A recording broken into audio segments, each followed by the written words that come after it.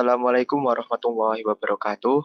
Saya Muhammad Arya Putra Pratama dari kelas 2 dan 3 ETB dengan nomor NRP 312050060. Pada kesempatan kali ini saya akan menjelaskan tentang I2 Application Struktur, modul keempat dari modul mata kuliah workshop pemrograman framework. Di sini saya akan menjelaskan melalui modul yang diberikan oleh dosen saya, yaitu Bapak Zauki. Oke, langsung saja di sini overview-nya.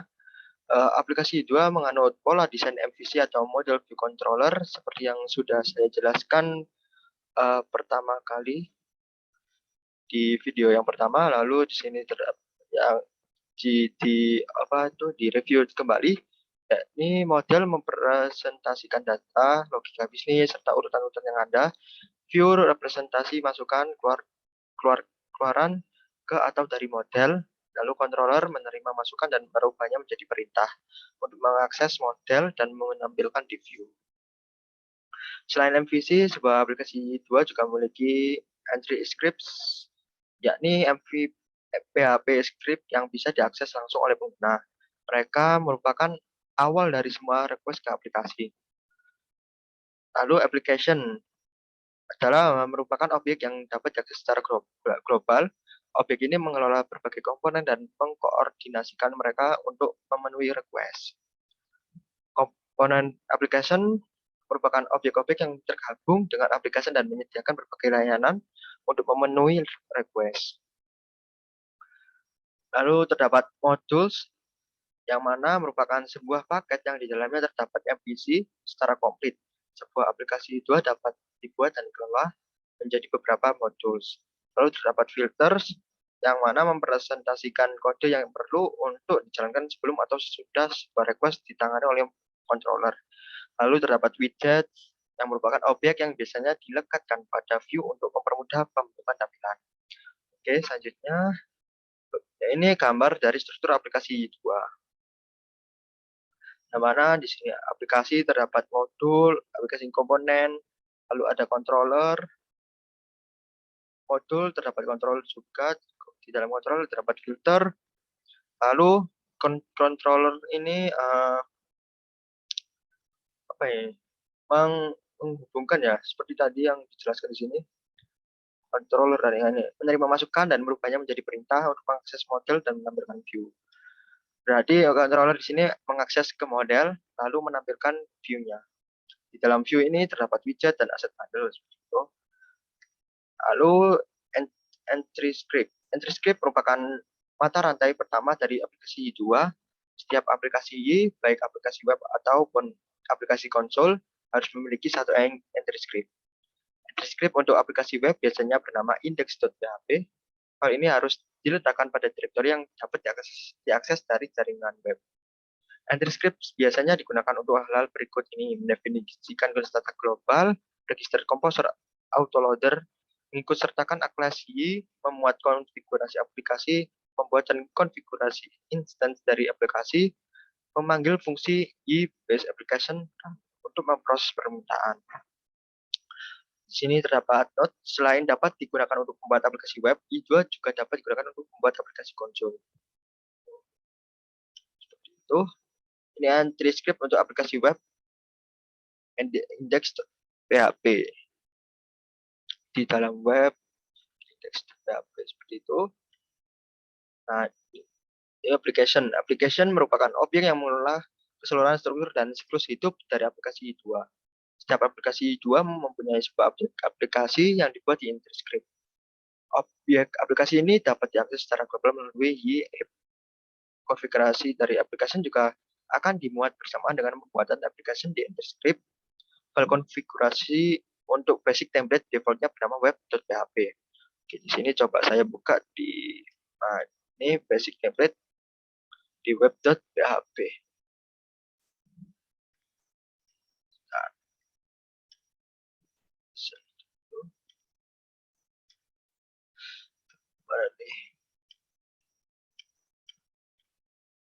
Coba sebentar saya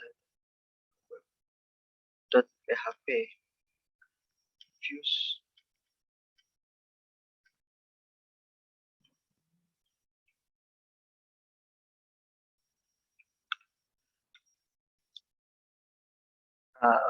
Di web.php itu di sebelah config, lalu di web.php seperti ini namanya.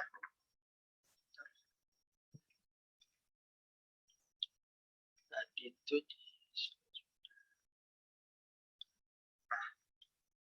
nah sama ya, config id basic, ini id secure seperti itu. Di sini terdapat beberapa konfigurasi dari aplikasinya. File konfigurasi ini berisi properti, komponen, dan modul yang digunakan oleh aplikasi. Seperti itu, di sini ada komponen, lalu ada ID basic, dapat DB, dapat URL manager, dan lain-lain. Lalu selanjutnya, application property. Property dari aplikasi ini 2 dapat diakses melalui app nama property. Berikut ini adalah required property dari aplikasi 2. Base application ID adalah properti yang menyimpan ID dari aplikasi. ID ini bersifat unik dan berguna untuk membedakan aplikasi satu dengan lainnya. Gunakan hanya alphanumerik untuk ID. Contohnya di sini tadi ID di sini kan tadi itu basic ya. Basic 123 pun itu nggak apa-apa ya, seperti itu. Alphanumerik. Oke. Lalu di selanjutnya base application base path adalah properti yang digunakan untuk menentukan root directory dari aplikasi. Di sini root directory-nya dir name. Oke, seperti itu. Berikut ini adalah beberapa properti lainnya, yaitu ada base application name untuk menyimpan nama dari aplikasi. Contohnya di sini coba saya tambahkan.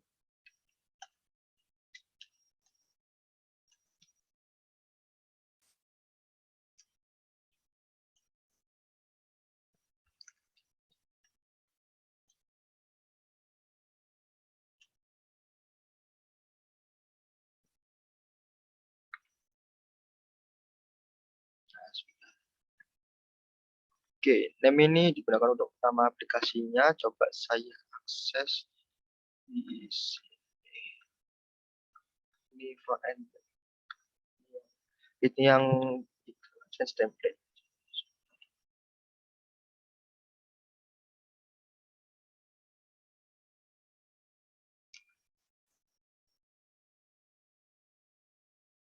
Nah, di sini kan nama aplikasinya ganti jadi toko. Oke, selanjutnya base application component merupakan properti yang digunakan untuk menentukan komponen-komponen yang dapat digunakan oleh aplikasi. Oke, contohnya di sini terdapat komponen-komponen, ada request, chat, terus user, error handler, terus dan sebagainya. DB untuk di menghubungkan database, URL manager untuk berarti URL tadi komponennya. Oke, selanjutnya ada application modules, merupakan properti yang digunakan untuk menentukan modul-modul yang dapat digunakan. Lalu base application default root untuk menentukan root yang akan digunakan jika ada request yang tidak menyebutkan root yang diminta. Nilai default dari properti ini adalah site index. Contohnya di sini tadi kan default root-nya di indeks ini ya, sebelah sini. Mungkin coba saya rubah default root. Nah, sebentar.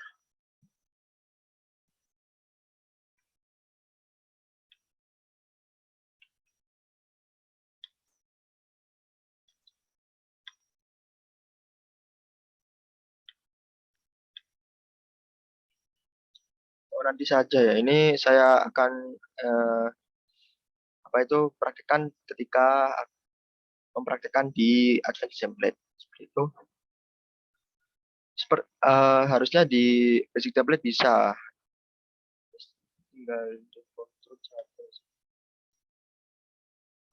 Default.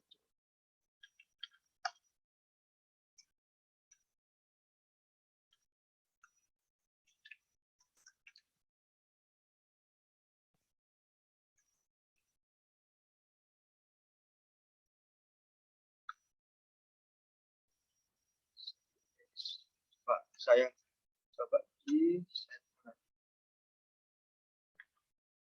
business ini.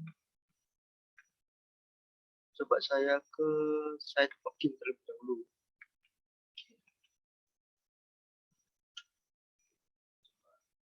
Oke, sebentar, saya ke sini. Coba ke saya.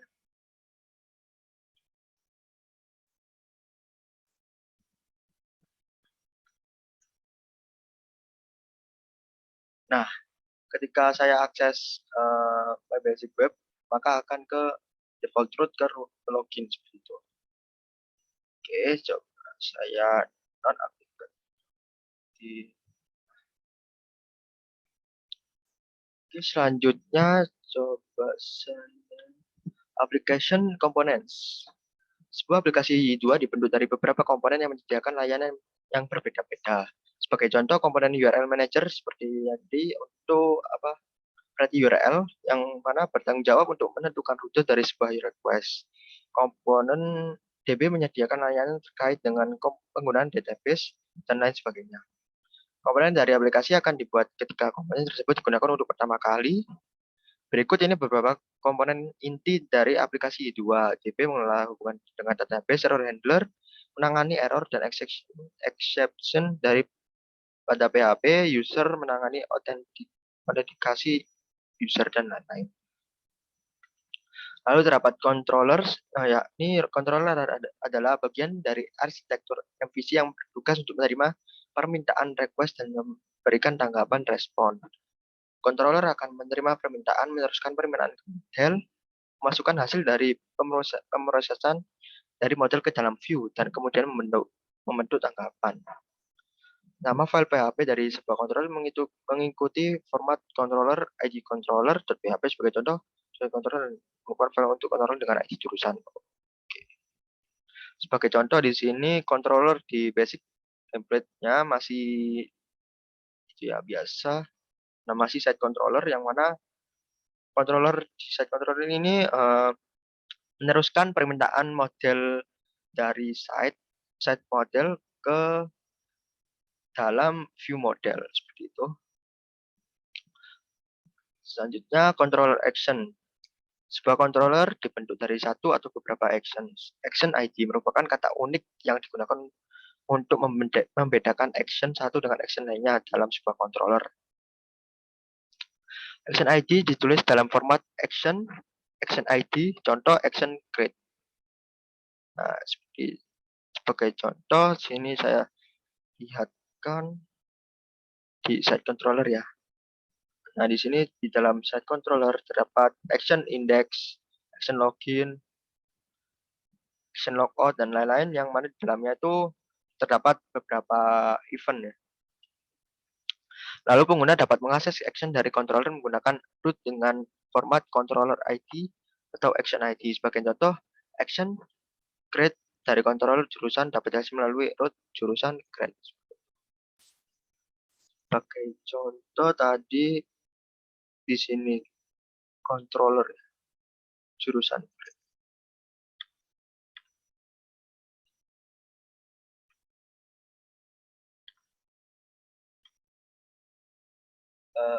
Ini nanti coba saya di advanced template saja karena di sini saya tidak membuat untuk GII-nya.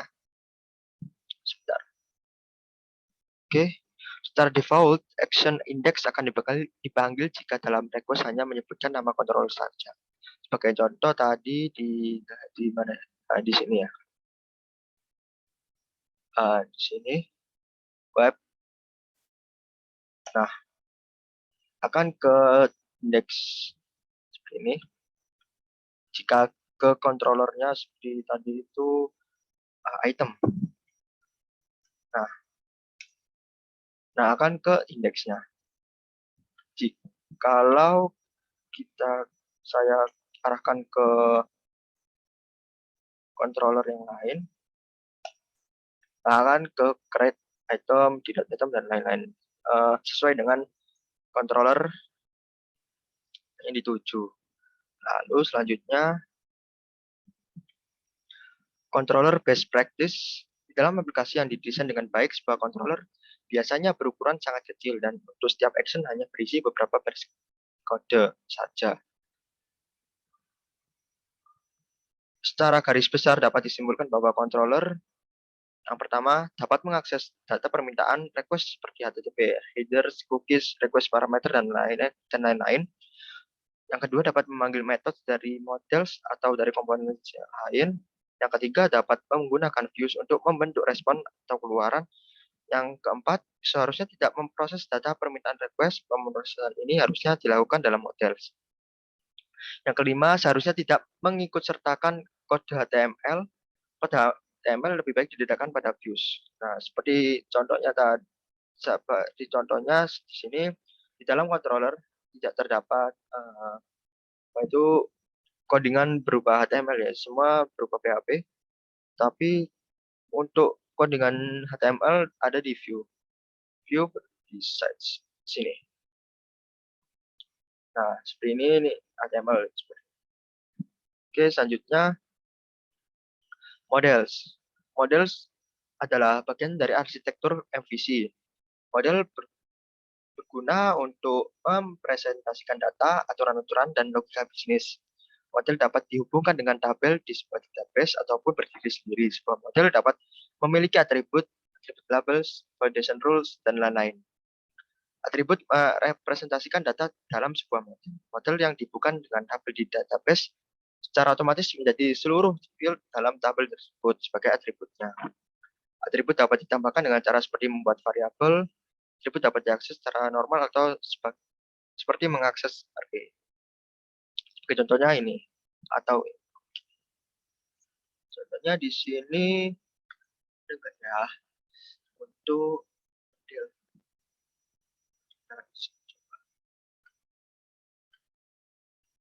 Nah, di sini kan tadi untuk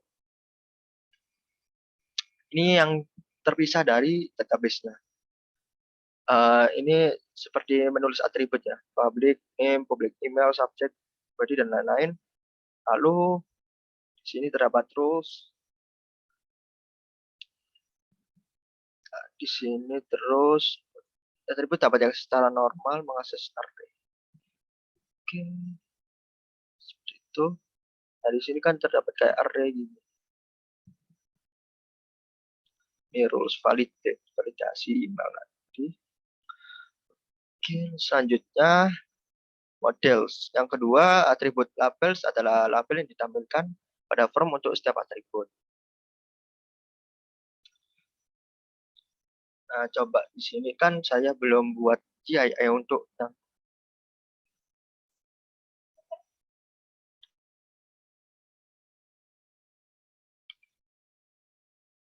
Oke, lanjut tadi ada sedikit gangguan. Tadi atribut label adalah label yang ditampilkan pada form untuk setiap atributnya.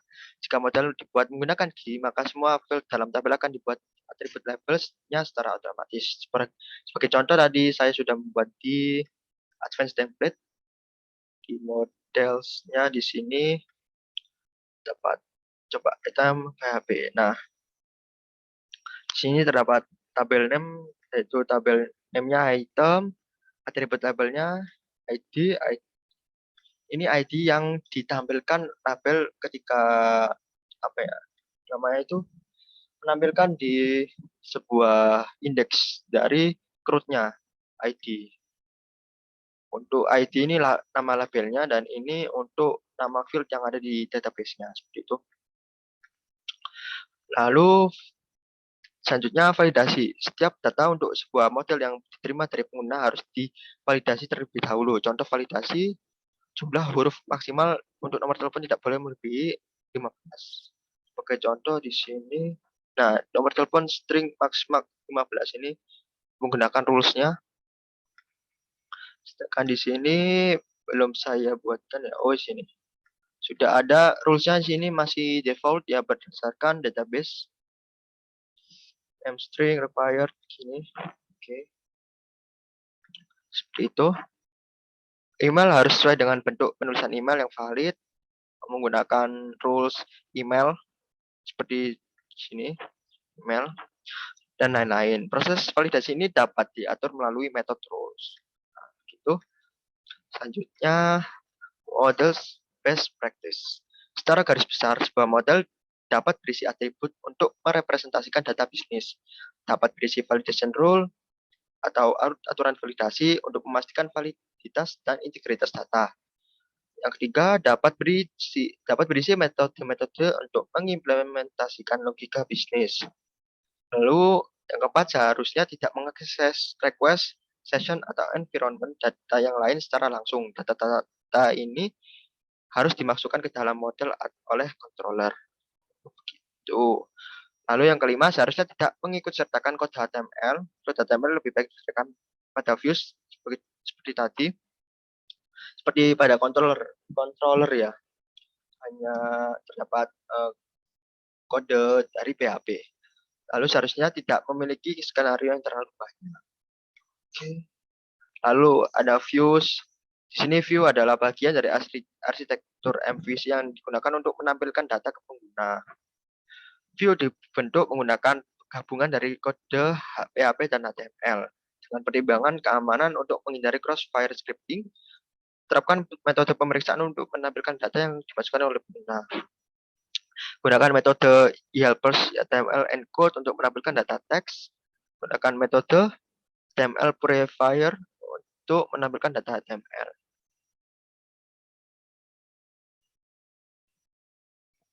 Oke. Sebentar. Oke, selanjutnya, sebuah view dapat dirender atau dipanggil dari controller. Dari controller, sebuah view dapat dipanggil dengan salah satu metode berikut. Render, memanggil view dan menerapkan layout. Render parsial, memanggil view tanpa layout. Apapun render Ajax, memanggil view tanpa layout dengan mengikut sertakan semua JavaScript dan CSS biasa digunakan untuk merespon request Ajax. Render file dan render content, dua metode ini relatif jarang digunakan. Beberapa views yang dirender dari sebuah controller yang sama harus diletakkan di dalam sebuah directory yang sama pula. Contohnya, semua view yang dirender dari jurusan controller diletakkan pada directory jurusan. Coba di sini di dalam mana models ketika controller mana controller ini front end ada back end. Nah, contohnya di sini terdapat render ya. Mana tadi? Nah, ini return this render index yang mana tadi merender view dari indeks, mengarahkan tampilan ke indeks ketika menjalankan function action index di dalam controller seperti itu. Oke, selanjutnya layouts. Layouts adalah views spesial yang digunakan untuk menampilkan bagian yang sama untuk semua atau beberapa views yang ada pada sebuah aplikasi. Secara default, terdapat sebuah layout dengan nama main.php. Tampilan umum yang dimunculkan pada setiap halaman dari sebuah aplikasi seperti menu diletakkan dalam file main.php. Contohnya di sini di basic template. Saya lihat di sini di layout main.php. Nah, di sini terdapat ada program untuk apa itu namanya menu ya, menu navigasi barnya di sini home, about, kontak, login dan lain-lain. Nah, di sini bar, header ini berisi untuk semua isi dari semua layout ya, semua layoutnya gitu. Jadi tidak harus mengganti satu persatu di setiap layout. Contohnya di sini tadi, nah di sini tadi kan home ya, home dan about ini tampilannya sama karena sudah di setting melalui tadi mana tuh tadi. Nah, melalui ini main.php di layouts. Oke. Selanjutnya, oke sudah. Filters. Filter merupakan sebuah objek yang dieksekusi sebelum atau sesudah action pada controller. Filter. Oke, function payout. Filter dapat digunakan dengan meletakkannya di dalam metode behaviors pada sebuah controller. Contoh built-in filter yang sering digunakan adalah access control. Filter ini berfungsi untuk memastikan pengguna yang mengakses sebuah action memenuhi syarat tertentu. Lihat kode program di samping. Dan di sini access control, create dan update dengan rules-nya allow true, false, oke, extended by default, allow create dan update akan bisa diakses ketika saya sudah login ya, allow true. Seperti itu. Lalu built-in filter lainnya yang cukup berguna adalah HTTP saja untuk mengimplementasikan caching di sisi klien dan back saja untuk mengimplementasikan caching di sisi server. Seperti itu. Lalu terdapat aset. Aset pada aplikasi Y merupakan file yang menjadi referensi dari sebuah halaman web. Contohnya di sini file CSS atau JS. Aset. File asetnya seperti ini tampilannya. Kalau di sini tuh coba saya lihat. Nah, di sini assets. Oh, belum ya. Sebentar.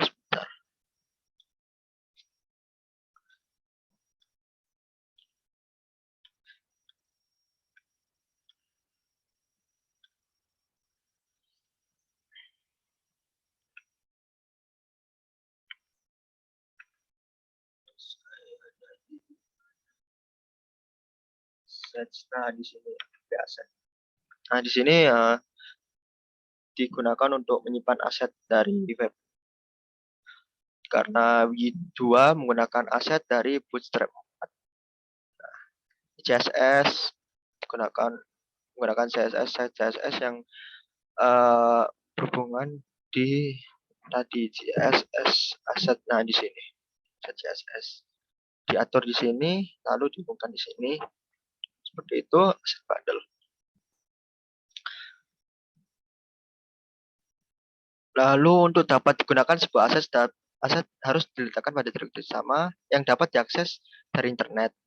Pada aplikasi 2 direkomendasikan untuk mengelola aset menggunakan aset bundles. File CSS atau JS tidak secara langsung diinkludkan dalam view.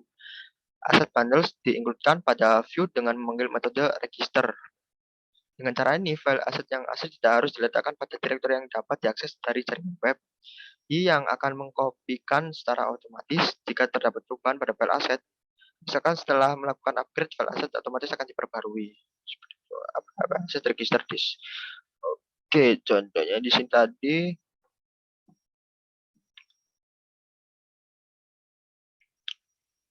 belum ada ya di sini. Use app assets.